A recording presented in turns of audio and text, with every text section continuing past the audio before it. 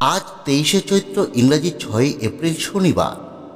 আজ চৈত্র মাসে শুক্লপক্ষের নবমী তিথি।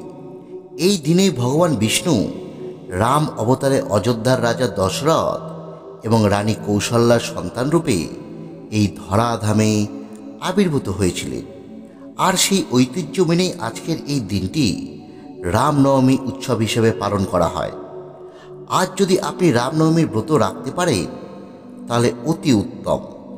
আজ রামনবমীর পুজোর পর এই ব্রতের পূর্ণ ফল পেতে একটি বার হলেও রামনবমীর ব্রত কথাটি ভক্তি ভরে শ্রবণ করবেন। কারণ যে কোনো পুজো বা ব্রতের পরে আপনি যদি সেই পুজোর ব্রত কথা শ্রবণ বা কীর্তন না করেন তাহলে কিন্তু সেই পুজো বা ব্রত থেকে কোনো লাভই আপনারা পাবেন না।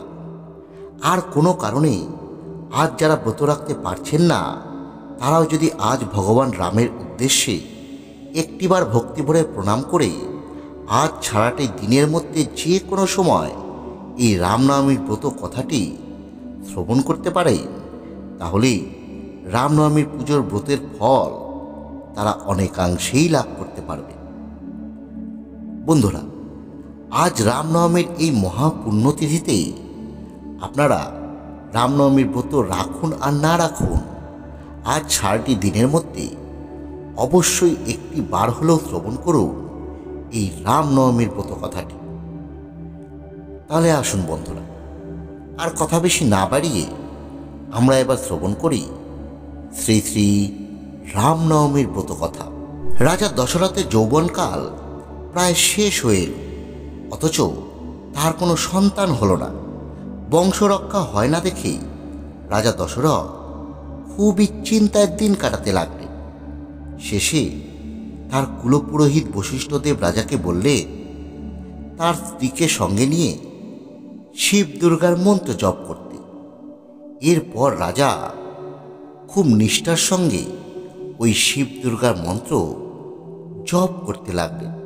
রাজা দশরথের নিষ্ঠা এবং ভক্তি দেখে স্বয়ং মহাদেব সন্তুষ্ট হয়ে তাকে দর্শন দিয়ে বললেন, আমি তোমার জপ এবং নিষ্ঠায় খুবই সন্তুষ্ট হয়েছি। তোমার মনস্কামনা নিশ্চয় পূরণ হবে। তুমি অবিলম্বে পুত্রেষ্টি যজ্ঞ করার ব্যবস্থা করো। তারপরেই রাজা দশরথ পুরোহিতদের সঙ্গে পরামর্শ করে পুত্রেষ্টি যজ্ঞ করবার আয়োজন করলেন। অনেক কষ্টে ঋষ্যশৃঙ্গ মুনিকে আনিয়ে যজ্ঞ সমাধা হল। যজ্ঞ সম্পন্ন হবার পর সেই যজ্ঞের চড়ু কৌশল্যা প্রভৃতি 3 রানীকে খেতে দেওয়া হল। চড়ু খাওয়ার অল্প দিনের পরেই রানী কৌশল্যা এবং আরও 2 রানী গর্ভবতী হলেন।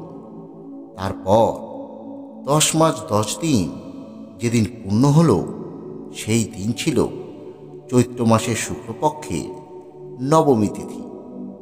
পুনর্বসু নক্ষত্রের উদয় হওয়ার পর শুভ লগ্নে স্বয়ং শ্রী ভগবান কৌশল্যা দেবীর গর্ভ থেকে রামচন্দ্ররূপে ভূমিষ্ঠ হলেন।